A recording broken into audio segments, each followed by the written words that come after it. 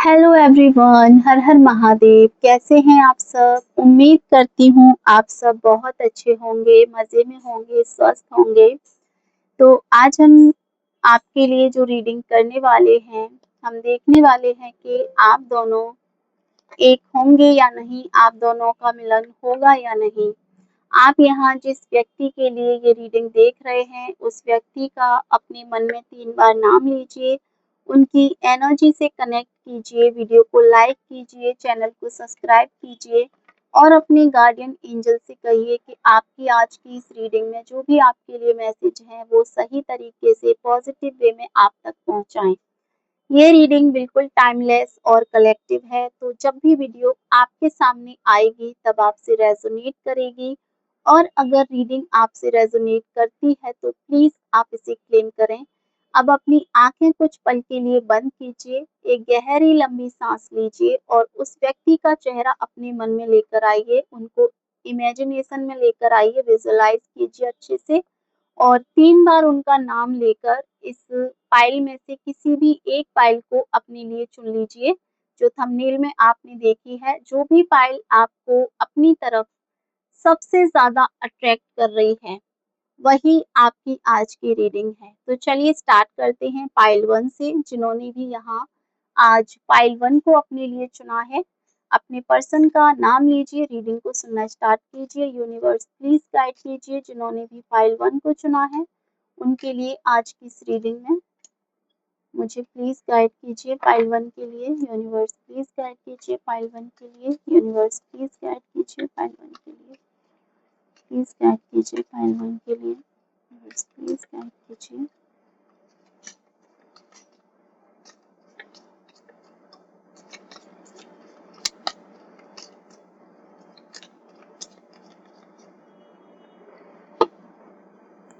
तो यहाँ आपने पाइल 1 को चुना है। एक बहुत ही अलग ऊर्जा कहीं न कहीं निकल के आ रही है, अलग एनर्जी महसूस हो रही है। एस ऑफ कप्स का कार्ड आया है, जो पहला कार्ड निकल के आया है। मुझे ऐसा महसूस हो रहा है कि ये रिश्ता अभी पूरी तरीके से खत्म नहीं हुआ है, लेकिन हो सकता है आप दोनों में से या तो दोनों ने ही या किसी एक व्यक्ति ने ऐसा मान लिया है कि ये रिश्ता अब पूरी तरीके से खत्म हो चुका है, लेकिन ऐसा मुझे नहीं लग रहा है। जो कार्ड पहला आया है, सेकंड कार्ड है, 8 ऑफ पेंटिकल का कार्ड है और कहीं न कहीं मुझे लगता है कि दोनों लोगों ने अपनी-अपनी भावनाएँ, अपनी-अपनी फीलिंग एक मोटी चादर के नीचे डाल रखी हैं। अपनी फीलिंग्स को दबा कर रखा है। 3 ऑफ वर्ड्स का कार्ड है या फिर हो सकता है कि किसी तीसरे व्यक्ति की बातों में आकर दोनों के बीच में गलतफ़हमियाँ बढ़ गई हैं। दोनों के बीच में कोई मनमुटाव आ गया है या फिर कोई और थर्ड पार्टी यहाँ हो सकती है। जजमेंट जजमेंट का कार्ड है आपके लिए इस रीडिंग में और कहीं न कहीं मुझे लगता है कि कोई न कोई ऐसा पर्सन है या कोई व्यक्ति ऐसा है, जो आपके इस कनेक्शन को जज करने की बहुत ज़्यादा कोशिश करता है या करी है या इस व्यक्ति ने आपको जज करने की बहुत ज़्यादा कोशिश करी है। द मैजिशियन का कार्ड है। फिर भी कहीं न कहीं चमत्कार आपके लिए बनते नज़र आ रहे हैं। द स्ट्रेंथ का कार्ड है। आप एक ऐसे पर्सन हैं, एक ऐसे व्यक्ति हैं, जो बहुत ज़्यादा ताकतवर हैं, बहुत ज़्यादा पावरफुल हैं, एक स्ट्रेंथेबल पर्सन हैं, लेकिन उसके बावजूद भी आपके अंदर कोई घमंड नहीं है, कोई ईगो नहीं है।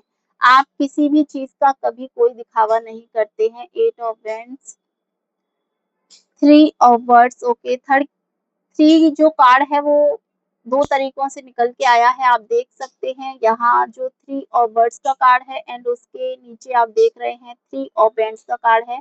थर्ड पार्टी की एनर्जी क्लियरली शो हो रही है। इस रिलेशन में कोई ना कोई थर्ड पर्सन ज़रूर है। थर्ड पार्टी कोई पर्सन हो सकता है, थर्ड पार्टी में कोई सिचुएशन हो सकती है, कोई एनर्जी हो सकती है, कार्मिक चीज़ें हो सकती हैं।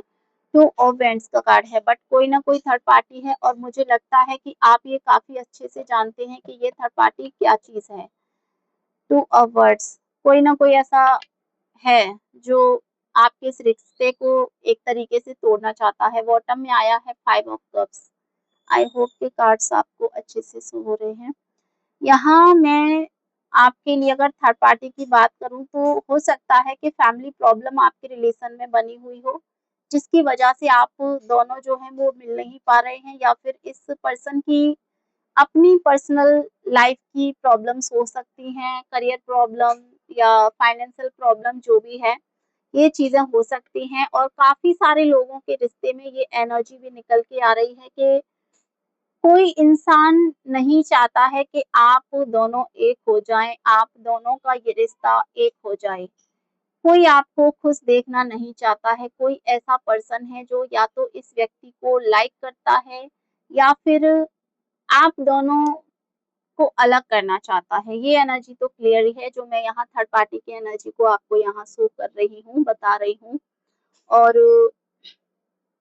मैं यहाँ अगर देखूँ तो पिछले कुछ समय से अपने मन को समझाने की कोशिश कर रहे हैं ये व्यक्ति कि अब जो होगा वो देखा जाएगा, लेकिन सच्चाई ये है कि आपका दिल आज भी उसी व्यक्ति के नाम पर एक पल के लिए रुक जाता है। अभी भी कहीं न कहीं आप इस व्यक्ति को याद कर रहे हैं, इसका इंतज़ार कर रहे हैं। आपने शायद कई बार खुद से ये कहा होगा कि अब मैं आगे बढ़ चुका हूँ या बढ़ चुकी हूँ, लेकिन जब भी कोई छोटी-सी याद सामने आती है, तो आपका मन फिर उसी दिशा में लौट जाता है। फिर से आपका मन उसी दिशा में वापस लौट जाता है। दूसरी तरफ जिस व्यक्ति के बारे में आपने सोचा है, वो इस समय अपने अंदर एक बहुत बड़ी लड़ाई लड़ रहे हैं, एक बहुत बड़ी जंग लड़ रहे हैं। बाहर से वो सामान्य दिख रहे हैं, लोगों के बीच हँस रहे हैं, मुस्कुरा रहे हैं, लेकिन जब वो अकेले होते हैं तो सबसे ज़्यादा आपके बारे में सोचते हैं। उसे ऐसा लग रहा है कि उसने कुछ ऐसा खो दिया है अपने जीवन में, जिसकी कीमत उसे बहुत देर से समझ आई है। वो बार-बार ये सोचते हैं कि अगर उस समय उसने थोड़ा धैर्य रखा होता, अगर उसने अपनी बात ठीक से समझाई होती आपको या आपका पक्ष भी सुन लिया होता, तो शायद आज कहानी अलग होती, आज इस रिश्ते की कहानी बहुत अलग होती, बहुत डिफरेंट होती। मुझे ऐसा महसूस हो रहा है कि वो आपके सोशल मीडिया, आपकी गतिविधियों का या किसी न किसी माध्यम से ये जानने की कोशिश कर रहे हैं कि आप अपनी ज़िंदगी में खुश हैं या नहीं। अगर उसे लगता है कि आप मुस्कुरा रहे हैं, तो उसे खुशी भी होती है और एक अजीब-सी बेचैनी भी होती है। उसे डर है कि कहीं आपने सच में उसे पीछे छोड़कर अपनी नई दुनिया तो नहीं बना ली। कहीं आपने उसे सच में भुला तो नहीं दिया। अगर आप सिर्फ़ उन्हें ये दिखा रहे हैं जलाने के लिए तो उन्हें कोई दिक्कत नहीं है इस बात से। लेकिन अगर ये सच में हो चुका है तो कहीं न कहीं वो ये जानकर टूट जाएँगे अंदर से। लेकिन सबसे अलग बात ये निकल के आ रही है कि वो आज एक डिसीज़न के मोड़ पर जो है खड़े हैं। उनके मन में बार-बार ये विचार आता है कि क्या उसे एक बार फिर आपसे बात करनी चाहिए? वो सोच रहे हैं कि अगर वो आपके सामने आएँगे, तो क्या आप उसकी बात सुनेंगे या बिना कुछ कहे चले जाएँगे? उसे आपकी नाराज़गी से ज़्यादा आपकी खामोशी से डर लग रहा है, आपकी नाराज़गी से ज़्यादा आपकी खामोशी उन्हें चुभ रही है। क्योंकि वो जानते हैं कि जब इंसान बोलना बंद कर देता है, तब उसके दिल में बहुत कुछ बदल जाता है। जब इंसान बोलना बंद करता है, तो उसके अंदर बहुत कुछ चलने लगता है। और मुझे लगता है कि आने वाले समय में परिस्थितियाँ धीरे-धीरे बदल सकती हैं। कोई ऐसा संयोग बन सकता है, जहाँ आप दोनों का दोबारा संपर्क हो सकता है एक-दूसरे से। ये संपर्क अचानक नहीं होगा और उसके बाद बहुत सी गलतफ़हमियाँ साफ़ हो सकती हैं। अगर बहुत ज़्यादा मिसअंडरस्टैंडिंग है दोनों के बीच में, तो मिसअंडरस्टैंडिंग क्लियर हो सकती है और हो सकता है कि किसी थर्ड पर्सन के द्वारा आप दोनों के बीच में संपर्क हो। हर किसी के नहीं बट हाँ, कुछ लोगों के बीच में थर्ड पर्सन के द्वारा भी मुझे संपर्क होता हुआ नज़र आ रहा है। लेकिन इस बार फैसला आपके हाथ में होगा, डिसीज़न आपका ही होगा क्योंकि इस रिश्ते की कमान अब पहले जैसी बिल्कुल भी नहीं रहेगी। अब कहीं न कहीं कमान आपके हाथ में बनती हुई दिखाई दे रही है। किसी भी रिश्ते का भविष्य केवल भावनाओं से नहीं बल्कि समय और सही डिसीज़न से बनता है। अगर कोई रिश्ता आपके जीवन में लिखा है तो वो किसी न किसी रूप में वापस आपके सामने ज़रूर आएगा। आपकी रीडिंग में आज एंजल नंबर निकल के आया है वो है 1111। ये नंबर नई शुरुआत, आत्मविश्वास और मन की इच्छा के धीरे धीरे साकार होने, पॉजिटिव होने का संकेत इस समय दे रहा है पाइल 1 के लिए। तो ये है पाइल 1 की रीडिंग। जिन्होंने भी यहाँ पाइल 1 को चुना है, आई होप पाइल 1 की ये रीडिंग आपसे रेजोनेट हुई है तो प्लीज आप इसे क्लेम करें। चैनल पर नए हैं, पहली बार आए हैं, चैनल को सब्सक्राइब कर लें। Thank you so much. हर हर महादेव। तो अब हम कर रहे हैं पाइल 2 की रीडिंग। जिन्होंने भी यहाँ पाइल 2 को चुना है, अपने पर्सन का मन में 3 बार नाम लीजिए, उनकी एनर्जी से कनेक्ट कीजिए, वीडियो को लाइक कीजिए, यूनिवर्स प्लीज गाइड कीजिए। जिन्होंने भी यहाँ पाइल 2 को चुना है, उनकी एनर्जी, उनके लिए गाइडेंस मैसेजेस पाइल 2 के लिए यूनिवर्स प्लीज गाइड कीजिए। पाइल 2 के लिए यूनिवर्स प्लीज गाइड कीजिए। पाइल 2 के लिए यूनिवर्स प्लीज गाइड कीजिए। पाइल 2 के लिए। ओके, सो पहला कार्ड आ चुका है।